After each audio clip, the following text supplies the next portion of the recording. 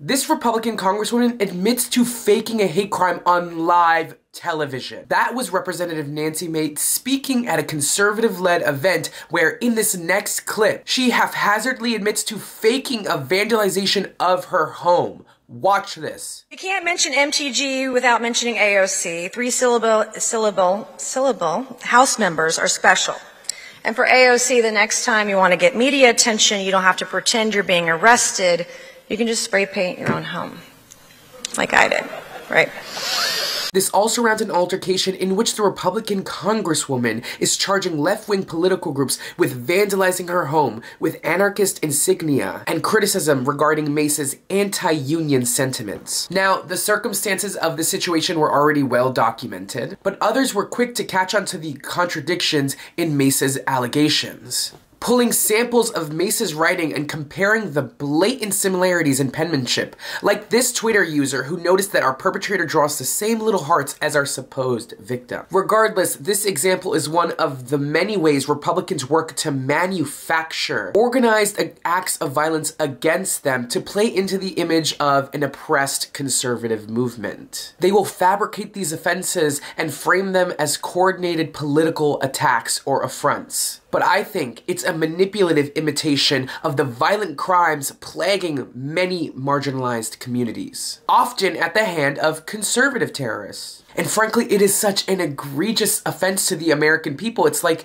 they think we're dumb. It's also a wildly inappropriate tactic that completely disregards the real harms that are felt by real Americans struggling against hatred and discrimination. And when people's lives are at stake, the differences between these situations matter. Like, there is a fundamental difference between getting targeted for your political beliefs as opposed to something inalienable like your identity. One invites persecution based on something that you simply can't change about yourself, something immutable about the spirit. And the other invites criticism because of ridiculous political positions and an impulse towards hatred, discrimination, and oppression. But again and again, Republicans will play victim. And leading Republican figures like Sean Hannity will push the notion that conservatives are about accountability when they know nothing about the facts. Just watch this.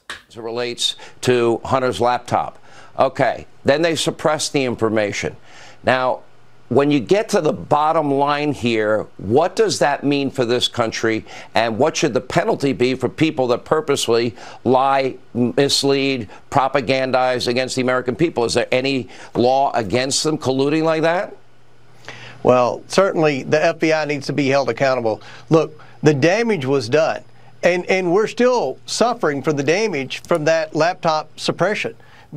That's the funny thing, Hannity. The defining tactic of the right is to lie and to mislead people. They will build scarecrow arguments and promote hysteria to advance their own political agendas and careers. Progressives stand up and stand for the truth. And when we cite these moments of violence, we're not citing them to build an imagined political threats. It's because they're actually happening, and we need to solve for them. We are invigorated by a sense of community and justice. That's what it means to be a progressive. This is Adrian Costa, The Breakdown. Make sure to like, comment, subscribe, and check back for more videos. See you guys soon.